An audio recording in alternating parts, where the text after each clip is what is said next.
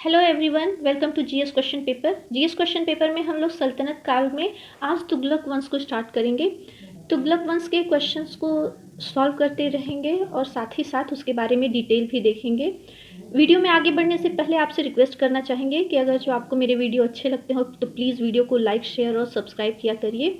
साथ ही साथ bell icon को भी प्रेस करके रखिए जिससे आपको मेरे वीडियो के नोटिफिकेशन टाइम पे मिलते रहें। चलिए क्वेश्चंस की तरफ बढ़ते हैं। फर्स्ट क्वेश्चन है, गाजी मलिक किस वंश का संस्थापक था? 4 ऑप्शन दिए गए हैं, तुगलक वंश, खिलजी वंश, सैयद वंश या फिर लोदी वंश। तो इसमें सही आंसर आप लोग गेस करिए। फर्स्ट ऑप्शन होगा गाजी मलिक तुगलक वंश का संस्थापक था। गाजी मलिक के बारे में थोड़ा जान लेते हैं। तुगलक वंश का संस्थापक गाजी मलिक था, जो कि सत्ता संभालने के बाद उसने अपना नाम परिवर्तन कर गयासुद्दीन तुगलक रख लिया और इसने तुगलकाबाद नामक शहर की स्थापना करवाई। उसकी मृत्यु का कारण अफगानपुर के निकट लकड़ी का महल गिरने से हुआ।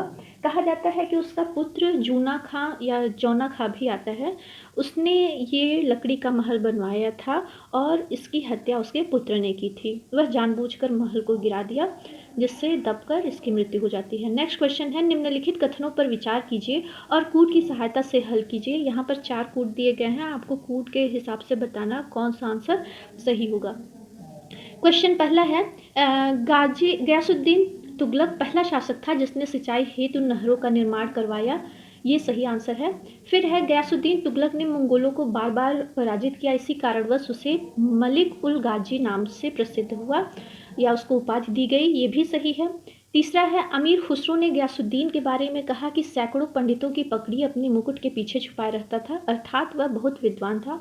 ये पॉइंट भी सही है। और साथ ही लास्ट है, 1321 ईस्वी में उसने अपने पुत्र जूना खां या जौना खां को तेलंगाना पर आक्रमण के लिए भेजा। यहाँ पे चारों के चारों ऑप्शन सही हैं, इसलिए डी ऑप्शन हमारा सही होगा। उपर्युक्त सभी सत्य हैं। नेक्स्ट क्वेश्चन है, गयासुद्दीन तुगलक ने लगान के रूप में कुल उपज का कितना प्रतिशत हिस्सा निर्धारित किया? इसमें आपका ऑप्शन है 1/2, 1/5, 1/10 या 1/3 भाग। तुगलक वंश से पहले खिलजी वंश में हम लोगों ने देखा कि अलाउद्दीन खिलजी ने अपनी उपज का 1/2 यानी कि आधा भाग लेता था, 50% हिस्सा लेता था।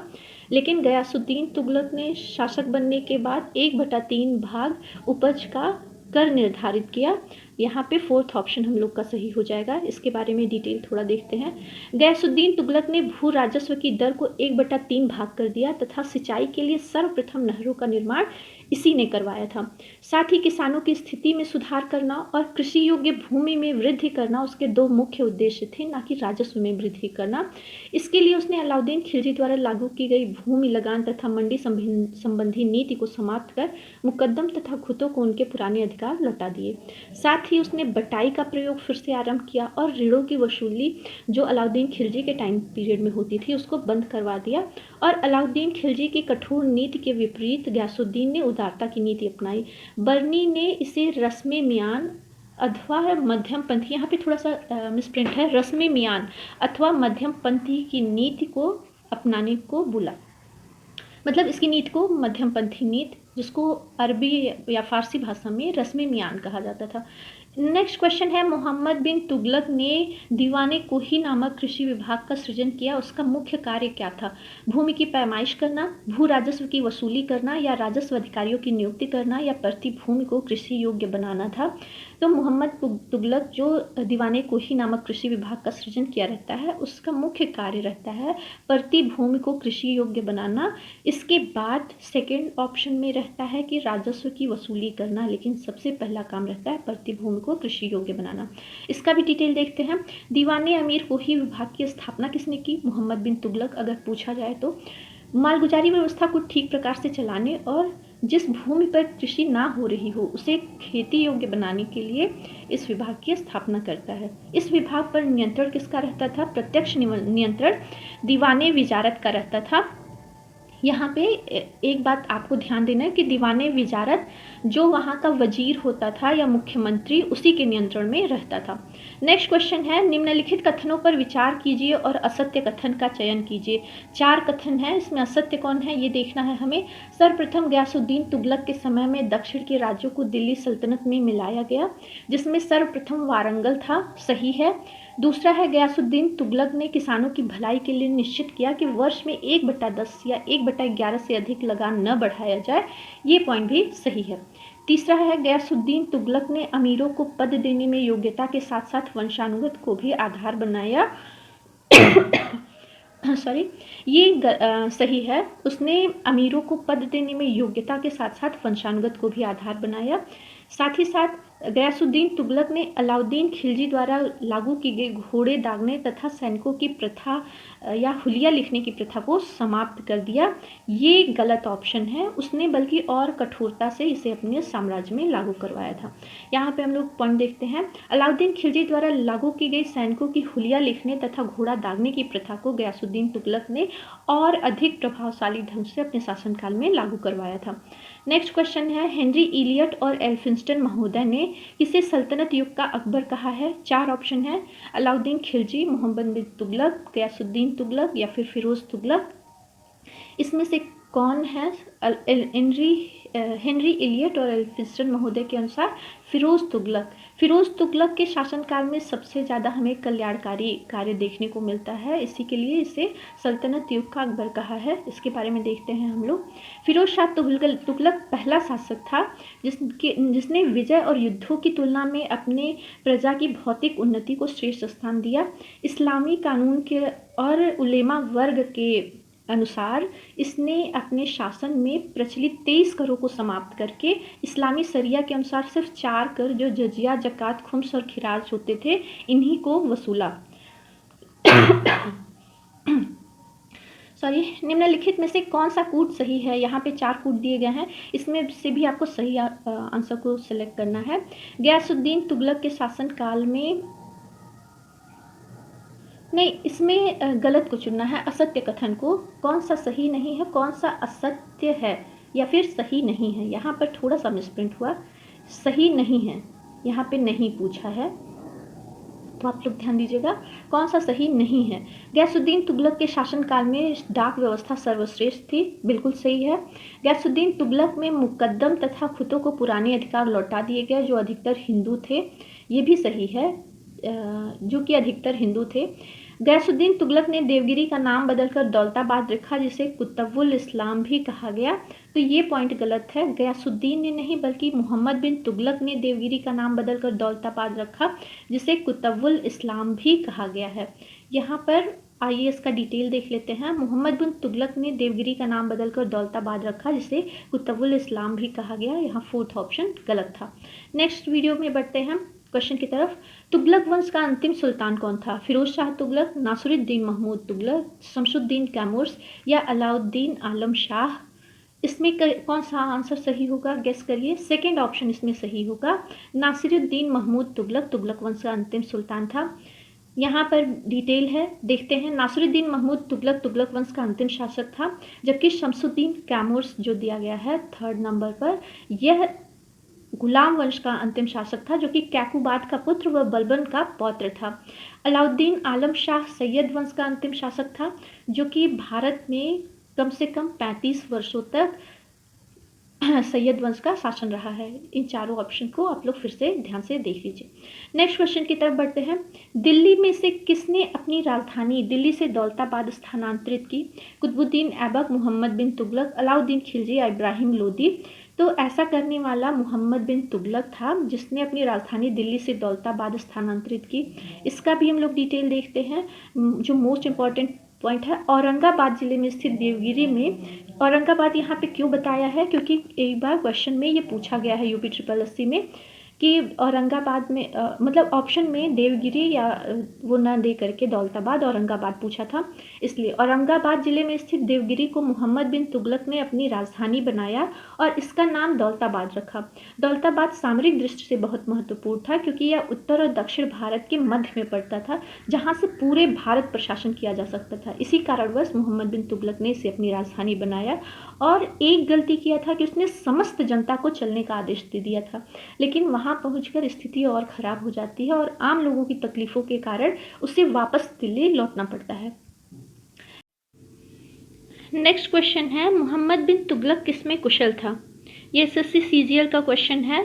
ऑप्शन है कला, संगीत, हस्तलिपि और दर्शन शास्त्र। इन चारों ऑप्शन में से कौन सा आंसर सही होगा, गेस करिए।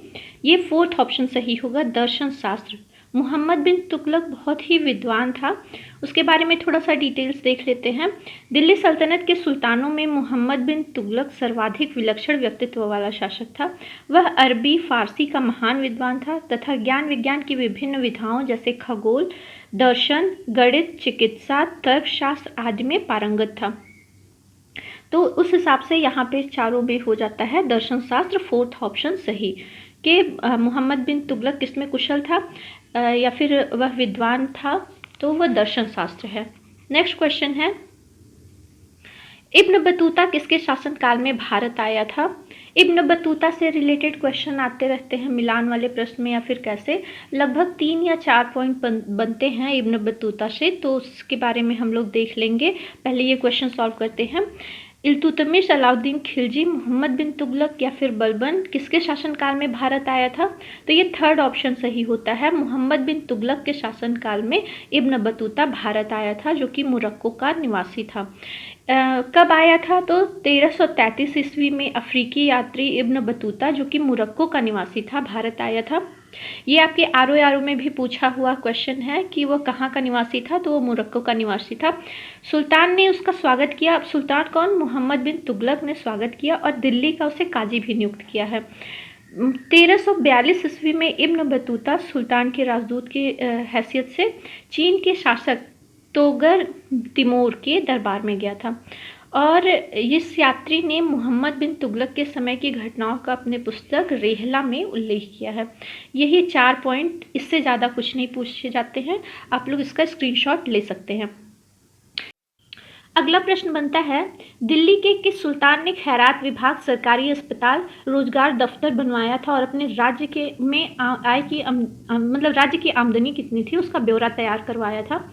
ऑप्शन है फिरोज तुगलक, मोहम्मद तुगलक, अलाउद्दीन खिलजी या फिर बलबन। 4 ऑप्शंस में से कौन सा सही होगा जिसने खैरात विभाग, सरकारी अस्पताल और रोजगार दफ्तर बनवाया? तो ये फर्स्ट ऑप्शन है, फिरोज तुगलक था।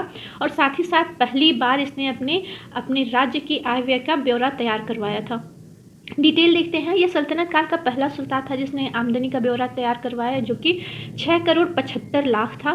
दीवाने खैरात यानी कि दान विभाग और रोजगार दफ्तर स्थापित किए जो बेकार व्यक्तियों को कार्य दिलाता था और साथ ही मुसलमान, अनाथ स्त्रियों और विधवाओं को आर्थिक सहायता देता था। इसके अलावा उसने दीवाने इस्तेहाक यानी कि पेंशन विभाग और साथ ही दीवाने बंदगान यानी दास विभाग की स्थापना की थी। पूरे सल्तनत काल में सबसे अधिक दास इसी के पास थे। नेक्स्ट क्वेश्चन पे पढ़ते हैं, दिल्ली सल्तनत का सबसे अधिक समय तक शासन करने वाला शासक कौन था? कुतुबुद्दीन ऐबक, बलबन, मोहम्मद बिन तुगलक या फिर फिरोज शाह तुगलक?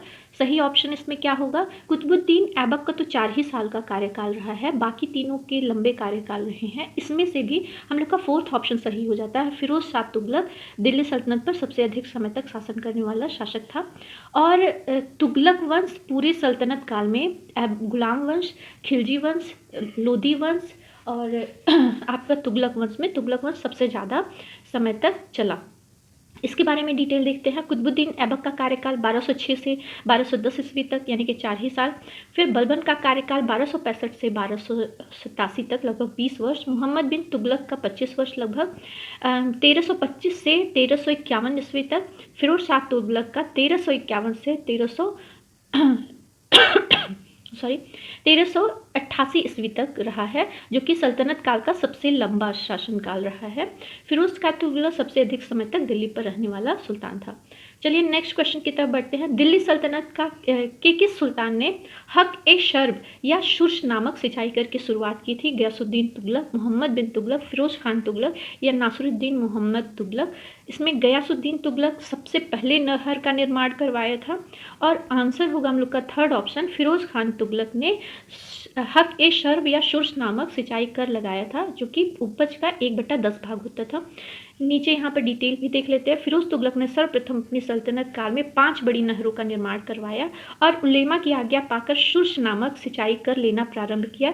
यहाँ पर जो उलेमा की आज्ञा पाकर के ये है कि वह शरीयत पे चलता था, जिसके हिसाब से सिर्फ 4 कर लिए जा सकते थे, जजिया, जकात, खुम्स और खिराज। और यहाँ पर उलेमा की आज्ञा से उसने सिंचाई कर शुर्श कर 5वां कर लेना प्रारंभ किया था, जो कि उपज का 10वां भाग होता था। नेक्स्ट क्वेश्चन है, निम्न में से दिल्ली सल्तनत का पहला सुल्तान कौन था जो होली जैसे त्योहारों पर सार्वजनिक उत्सव में भाग लिया करता था? अलाउद्दीन खिलजी, फिरोज तुगलक, गयासुद्दीन तुगलक या फिर मोहम्मद बिन तुगलक? इसमें सही ऑप्शन होगा फोर्थ ऑप्शन, मोहम्मद बिन तुगलक पहला ऐसा सुल्तान था जो होली जैसे त्योहारों पर सार्वजनिक उत्सव में भाग लिया करता था। नेक्स्ट क्वेश्चन है, सर्वाधिक नहरों का निर्माण कराने वाला दिल्ली का पहला सुल्तान कौन था? या फिर इस तरीके से भी क्वेश्चन आता है कि दिल्ली सल्तनत के किस शासक के शासनकाल में सर्वाधिक नहरों का विस्तार हुआ है? अलाउद्दीन खिलजी, फिरोज शाह तुगलक, मोहम्मद शाह खिलजी या फिर सिकंदर लोदी? तो इसमें सेकंड ऑप्शन सही होता है, फिरोज शाह तुगलक के शासनकाल में सर्वाधिक नहरों का विस्तार हुआ है। डिटेल देखते हैं नहरों के बारे में। कृषि में फिरोज शाह तुगलक एक महान योगदान वृहद स्तर पर नहरों का निर्माण कराना था। उसके काल में 5 बड़े नहर बनाए गए थे जिसमें उलूग खानी और राजवाही नहरें प्रमुख थी। इस पॉइंट को आप लोग ध्यान दीजिएगा, उलूग खानी और राजवाही नहरें किसके शासनकाल में? तो वो फिरोज शाह तुगलक के शासनकाल में बनी। इन नहरों से मुख्यतः पंजाब, हरियाणा, पश्चिमी उत्तर प्रदेश में सिंचाई का कार्य होता था। नहरों की उचित देखभाल के लिए दक्ष अधिकारी और कर्मचारी नियुक्त किए। इसके अलावा फिरोज शाह तुगलक ने राजधानी दिल्ली के पास 1200 फलों के उद्यान भी लगवाए। नेक्स्ट क्वेश्चन है, किसने सन 1329 ईस्वी से 1330 ईस्वी के बीच तांबे के सिक्कों के रूप में मुद्रा चलाई थी? ये यूपी ट्रिपल एससी का क्वेश्चन है। अलाउद्दीन खिलजी, गयासुद्दीन तुगलक, मोहम्मद बिन तुगलक या फिरोज तुगलक? इसमें थर्ड ऑप्शन सही होता है, मोहम्मद बिन तुगलक ने तांबे के सिक्के जो कि सांकेतिक मुद्रा कहलाई वो उसका प्रचलन करवाया था। डिटेल देखते हैं। 1329 से 30 तक मोहम्मद बिन तुगलक ने सांकेतिक मुद्रा यानी कि टोकन मनी शुरू की। हालांकि राज्य प्रणाली की कमजोरी ने इसे सिर्फ एक पहल बना करके रख दिया था। व्यापार फिर से सोने और चांदी के सिक्कों में सिमट कर रह गया। आधुनिक मुद्रा, ये पॉइंट आप लोगों के लिए एक्स्ट्रा है कि आधुनिक मुद्रा यानी रुपए का शुरुआत करने का श्रेय शेरशाह सूरी को जाता है। नेक्स्ट क्वेश्चन है, मोहम्मद बिन तुगलक एक असफल शासक था। पॉइंट है, वह पागल था, वह व्यवहारिक व्यक्ति नहीं था, या उसने राजधानी को हस्तांतरित किया था, वह चीन के साथ, या फिर उसने युद्ध छेड़ा था। चारों ऑप्शन में से कौन सा सही होगा? तो सेकेंड ऑप्शन सही होगा क्योंकि वह व्यवहारिक व्यक्ति नहीं था, इसी के लिए उसने सबसे ज़्यादा असफल योजनाएं चलाई। सेकेंड ऑप्शन यहाँ पे सही होता है। नेक्स्ट क्वेश्चन है, वर्तमान का दौलताबाद जिसे मोहम्मद बिन तुगलक ने अपनी राजधानी दिल्ली से स्थानांतरित की थी, वह स्थित था या स्थित है मैसूर में, औरंगाबाद में, निज़ामाबाद में या फिर भोपाल में? तो अभी के संदर्भ में पूछा है कि दौलताबाद कहाँ पर स्थित है, तो वह है सेकेंड ऑप्शन औरंगाबाद में। इसका डिटेल मैंने अभी ऊपर आप लोगों को करवाया और वहाँ पे पॉइंट आउट करवाया था कि औरंगाबाद पूछा गया है क्वेश्चन में। ऑप्शन में दौलताबाद या देवगिरी न होकर के औरंगाबाद था, तो वो यही क्वेश्चन था। नेक्स्ट क्वेश्चन की तरफ बढ़ते हैं। दिल्ली सल्तनत का वह कौन सा सुल्तान था जिसने ब्राह्मणों पर जजिया कर लगाया था? ये लोअर पीसीएस में भी पूछा गया है, यूपीएसआई में भी। अलाउद्दीन खिलजी, फिरोज तुगलक, मोहम्मद बिन तुगलक या फिर बलबन? तो दिल्ली सल्तनत का वह सुल्तान जिसने ब्राह्मणों पर जजिया कर लगाया था फिरोज शाह तुगलक था। इसके बारे में डिटेल देख लेते हैं। जजिया गैर मुसलमानों पर लगाया जाने वाला धार्मिक कर था जिसके बदले में उनके जीवन तथा संपत्ति की रक्षा होती थी और साथ ही वह सैनिक सेवा से मुक्त कर दिए जाते थे। फिरोज शाह तुगलक ऐसा शासक था जिसने ब्राह्मणों पर जजिया कर लगाया, साथ ही उसने अपने मजहबी उत्साह और धर्मनिष्ठा के प्रदर्शन करने के लिए किया था। आज के लिए वीडियो में बस इतना ही। नेक्स्ट टाइम हम लोग फिर से इसी से रिलेटेड क्वेश्चंस को सॉल्व करेंगे। अभी के लिए बस इतना ही। आगे वीडियो में मोहम्मद बिन तुगलक की जितने भी योजनाएं रहीं, प्रमुख 5 योजनाएं थीं, उनके बारे में डिटेल से हम लोग पढ़ेंगे। साथ ही नोट्स भी आपको प्रोवाइड कराए जाएंगे। अगर जो वीडियो अच्छा लगे तो प्लीज़ वीडियो को लाइक, शेयर, सब्सक्राइब किया करिए और साथ ही इसे ज़्यादा से ज़्यादा शेयर किया करिए, ताकि आप लोग जब इसे शेयर करेंगे तो मेरे मन में भी उत्साह होता है कि आप लोगों के लिए और अच्छे अच्छे वीडियो हम प्रोवाइड कराएं और अच्छे वीडियो बनाएं। बाकी अगर जो आप लोगों को कुछ सुझाव देने हो तो कमेंट्स बॉक्स में दे सकते हैं। Bye bye.